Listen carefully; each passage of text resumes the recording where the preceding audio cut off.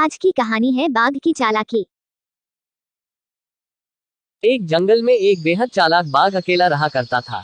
हालांकि जंगल में और भी बहुत सारे जानवर रहते थे, परंतु वह बाघ अपने परिवार से बचपन में ही बिछड़ चुका था।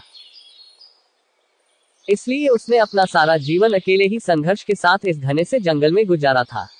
वह जंगल के प्रत्येक कोने कोने से वाकिफ था, अतः उसे इस जंगल में किसी भी चीज का भय नहीं रहा था।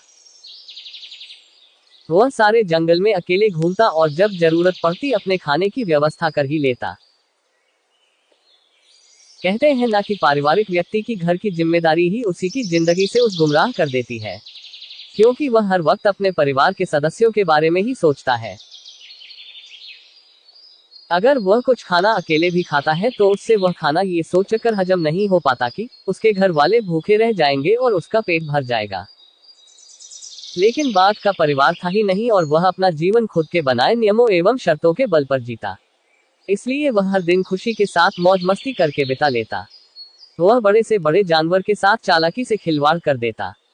जब भी उसे अपना पेट खाली महसूस होता, वो चालाकी से जंगल में घास करने वाली जानवरों को घात लगाकर मारता और अपनी भूख शांत करता।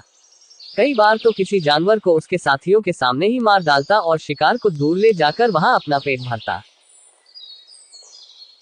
परंतु एक दिन बाघ कुछ खराब चीजें खाने के कारण अपने स्वास्थ्य को बिगाड़ देता है और कमजोर पड़ जाता है।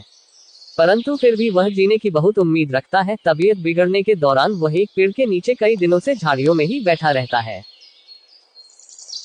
एक दिन वहां से कुछ सुअर और उसके बच्चे भोजन की तलाश में घूमने निकलते हैं, तो सुअर की नजर एक बाघ पर पड़ती है और वह अपनी माँ को बताता है कि माँ, पेड़ के नीचे झाड़ियों में एक बाघ बैठा हुआ है, जिसका हम शिकार करके अपने रात्रि का भोजन आराम से कर सकते हैं। बच्चा अपनी माँ से यह बात बोलता है, पर तेजतर्रार कानों की बदौलत बाघ ये बात सुन लेता है और एक वृद्ध बाघ की भांति नखरे करते हुए कुछ क्षणों के लिए अपनी सांस रोककर सो जाता है। अब जैसे ही सुअर उसके मुंह के सामने जाकर उसकी नाक सूंघता है, तो वह उसे मरा हुआ समझता है और उसे अपने स्वास्थ्य के लिए हानिकारक समझकर वहां से चला जाता है।